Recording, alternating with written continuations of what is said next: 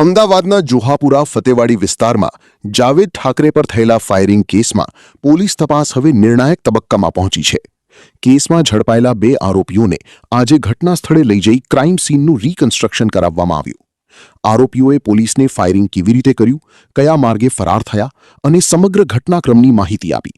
પોલીસે પુરાવાઓની ફરી ચકાસણી કરી છે અને સમગ્ર કાર્યવાહી વિડીયોગ્રાફી સાથે કડક સુરક્ષા વચ્ચે પૂર્ણ કરવામાં આવી છે.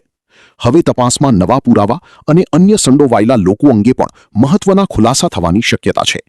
શું કહે છે વેજલપુરના પીઆઈ? આવો સાંભળીએ.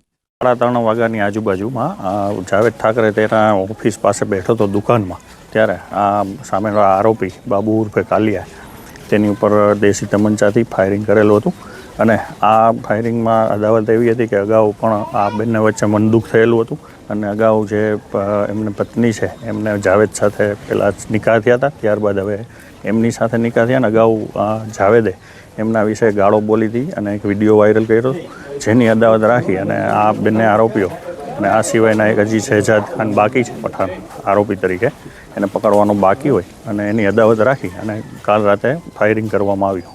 કેટલા આરોપીઓ છે સાહેબ? હાલ અત્યારે અમારા પકડમાં 2 આરોપીઓ છે અને આ સિવાય હજી એક આરોપી અન્ય પકડવાનો બાકી છે. આ મામલામાં સામે પક્ષે બી ફરિયાદ કરેલી છે જાવેદ ઠાકરે ઉપર? ના, હજી હાલ સુધી કોઈ એવી ફરિયાદ નથી, પણ બંને સામે 2 આરોપીઓ વિરુદ્ધ અનેક ગુનાઓ છે વેજલપુર પોલીસ સ્ટેશનમાં અને અન્ય જગ્યાઓ પર. આરોપી વિરુદ્ધ અગાઉ 15 ગુના દાખલ રહેલા છે, મારામારીના, આર્મ્સ એક્ટના વગેરે, અને સામે જે ભોગ બનનાર છે એના વિરુદ્ધ પણ અલગ અલગ પોલીસ સ્ટેશનમાં 20થી વધુ ગુનાઓ દાખલ થયેલા. સર, કેટલા રાઉન્ડ ફાયર થયું હતું અને કયું વેપન્સનો ઇસ્તેમાલ કર્યો? રાઉન્ડ 1 ફાયર થયું હતું અને દેશી તમંચા જેવો કટ્ટો છે કહેવાય એનાથી આ ફાયરિંગ કરવામાં આવ્યું. કયા ભાગે ઇન્જરી થઈ? એક હાથના ભાગે ઇન્જરી થઈ છે અને એક પડખાના ભાગે ઇન્જરી થઈ છે. Thank you. ऐसे ही अन्य खबरों के लिए चैनल को सब्सक्राइब कीजिए. खबरों का नोटिफिकेशन पाने के लिए बेल आइकॉन को जरूर दबाएं.